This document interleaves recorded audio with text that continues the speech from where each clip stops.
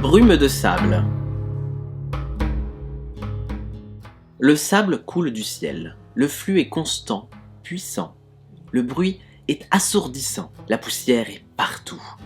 Mais contrairement à la saison des profondeurs, je ne suis pas obligé de mettre de masque de verre sur ma tête.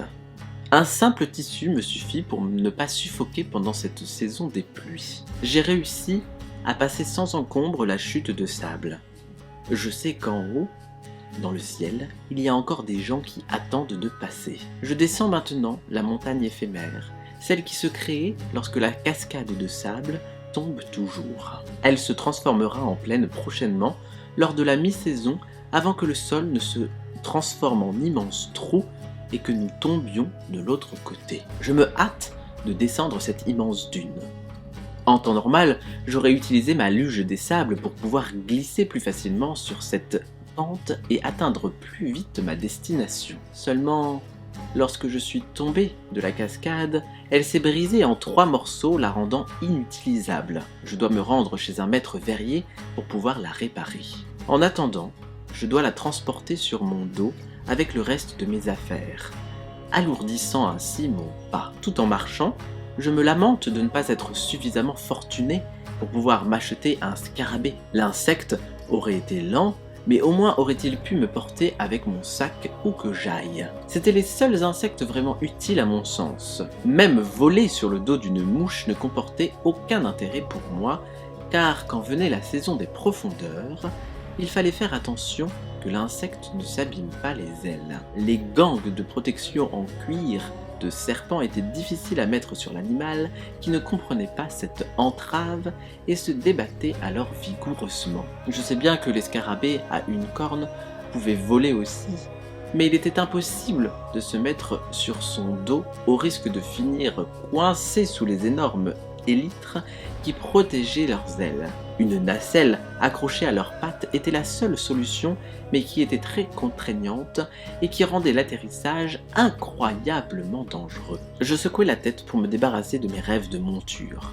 Ce n'était pas demain que je pourrais me payer ce genre de bestiole. Le prix demandé était à la hauteur de sa praticité et de sa rareté. Je m'arrête quelques instants sur un petit promontoire étrangement plat et prends le temps d'admirer la vue. La vallée s'étale en une pente presque plate jusqu'à l'horizon. Personne ne savait ce qu'il y avait au-delà, car personne n'avait le temps d'aller jusqu'au bout du monde. Je défais mon sac de mes épaules pour en sortir une gourde de verre. C'est la dernière et elle est presque vide. J'allais devoir reconstituer les stocks très rapidement.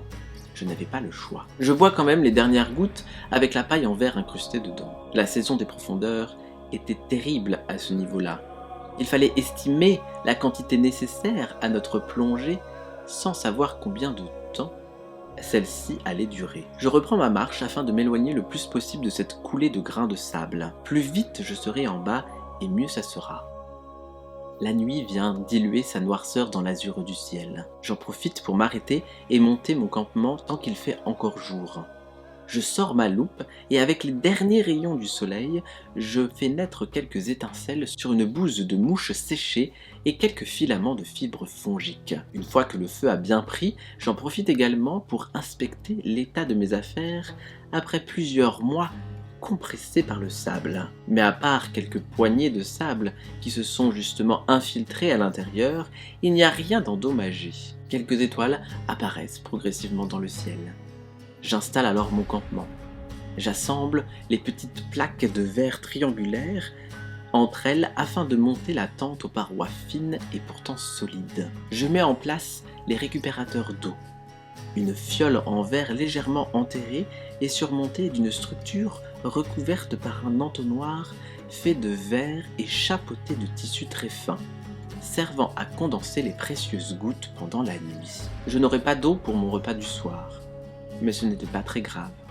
Je peux m'en passer pour une nuit. Je me contente de mâcher les lanières de viande séchée de mouches. Cette année, j'avais un peu plus de réserve pour ma descente que la dernière fois. Se retrouver à court de nourriture, facilement mangeable quand on était dans le sable, était aussi dangereux que de se retrouver sans eau. Rassasié de ce repas un peu insipide, je range mon sac sous la tente et m'y glisse avec. Allongé sous le dôme de verre, je lève les yeux vers la cascade au grondement régulier et puissant. Je vois la masse sombre du sable restant à s'écouler au-dessus de ma tête. Il en reste encore beaucoup à tomber avant que la mi-saison des plaines ne vienne aplanir la montagne éphémère. J'ai donc eu de la chance de passer aussitôt de l'autre côté et compte en profiter pleinement. J'espérais juste que mon souffleur de verre préféré serait aussi déjà de ce côté-ci pour réparer ma luge des sables. Fin et à la semaine prochaine.